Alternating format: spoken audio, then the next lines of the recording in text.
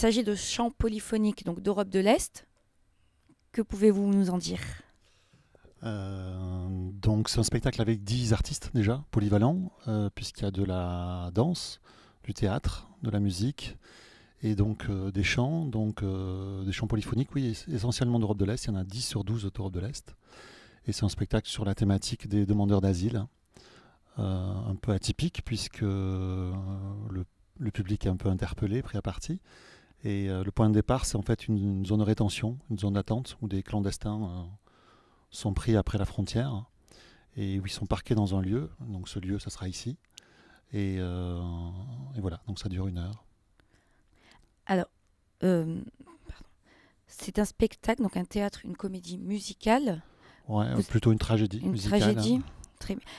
Alors, ça passera à partir de demain au théâtre Lorette. Ouais. Donc, l'horaire? Alors c'est à 17h30. À 17h30. Par contre, on ne fait pas tout le festival à ce spectacle-là. On s'arrêtera le 22. Du 5 au 22, voilà, à partir de 17h. Et on était déjà présent l'année dernière, même lieu, même horaire. Alors, parlons maintenant du deuxième spectacle, Un cadeau pour Lola. Donc, il s'agit, alors, c'est un théâtre de contes, peinture en direct. Ouais, là on est deux. Donc, sur le premier, je joue pas, c'est Bruno qui a fait la mise en chant et Charlotte qui fait partie de l'équipe. Sur celui-là, je joue par contre avec le graphiste. Donc le point de départ, c'est tout simple, c'est un sous-directeur d'une société qui a oublié l'anniversaire de sa fille. Il y a un peintre dans son bureau et ce peintre est muet et va l'aider à trouver une idée de cadeau. Et donc il y a une partie théâtre et une partie conte. Et à un moment donné, on va chacun raconter la même histoire, mais lui à la peinture et moi avec des mots. Voilà, la particularité aussi, c'est quand on joue dans les écoles ou les centres de loisirs, c'est que le tableau est offert à la structure qui repartent avec. Et voilà, là on est là tout le festival, tous les matins à C'est 11h30. essentiellement un spectacle pour enfants ou est-ce que... C'est un vrai jeune public. Enfin, Fanny qui a écrit tous les spectacles jeunes publics de la compagnie a vraiment un double niveau de lecture quoi, dans son écriture. Et donc en général, les adultes ils prennent au moins autant de plaisir que les enfants. Et donc voilà, c'est accessible à partir de 5-6 ans. En dessous, c'est un peu compliqué parce qu'il y a pas mal de vocabulaire. Mais c'est un vrai tout public en fait. Alors, je vais donner la parole à Fanny. Alors Fanny n'est pas là. Fanny n'est pas là. C'est Charlotte qui est comédienne dans Exil. D'accord. Je voulais savoir comment l'idée de ce spectacle en fait lui était venue pour enfants avec ses peintures, tout ça. Alors, en fait, il y a eu 2 points de départ. Il y a eu Basile, en fait, c'est le graphiste de la compagnie, c'est lui qui a fait toutes les affiches. Et je l'ai vu peindre aussi des décors. Donc j'ai eu envie de lui proposer de travailler avec moi et de jouer sur scène, et de peindre sur scène. Et Fanny avait aussi une idée de spectacle, donc on a combiné les deux idées pour faire en sorte que voilà, c'est sa première expérience sur scène, mais voilà, le spectacle a été joué plus de 70 fois. Donc, les peintures sont les mêmes à chaque fois? Ouais, il fait tout le temps le même tableau, ouais.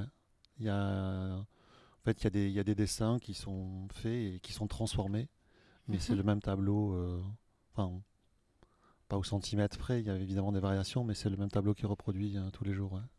Alors, les deux histoires ou les deux spectacles sont assez... on fait le grand écart là quand même. Carrément, ouais. Voilà.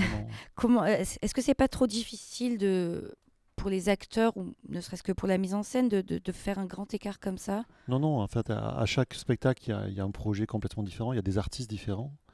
Voilà, avec Bruno, on a collaboré longtemps sur des jeunes publics.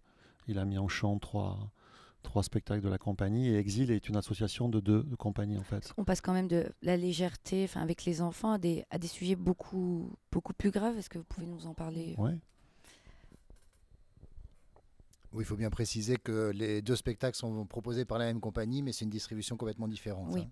Sur Un cadeau pour Lola, vous êtes 2 sur scène, nous on est 10.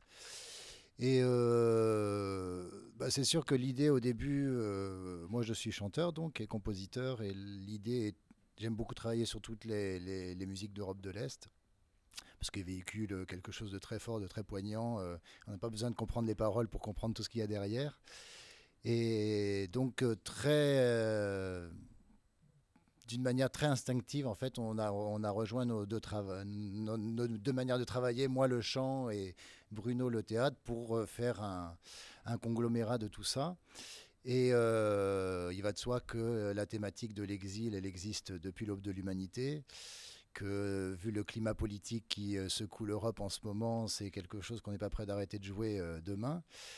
Et l'idée était vraiment aussi de proposer quelque chose qui ne soit pas forcément circonscrit à un pays ou à une situation, puisque c'est quelque chose d'assez universel. Et l'idée aussi de partir des chants et de ces chants d'Europe de l'Est, c'est que finalement, ce sont plein de chants de langues différentes. Et dans le spectacle, on comprend bien que ces gens-là, ils arrivent et ils ne parlent pas la même langue. Et finalement, le chant finit par être leur véhicule commun. Voilà.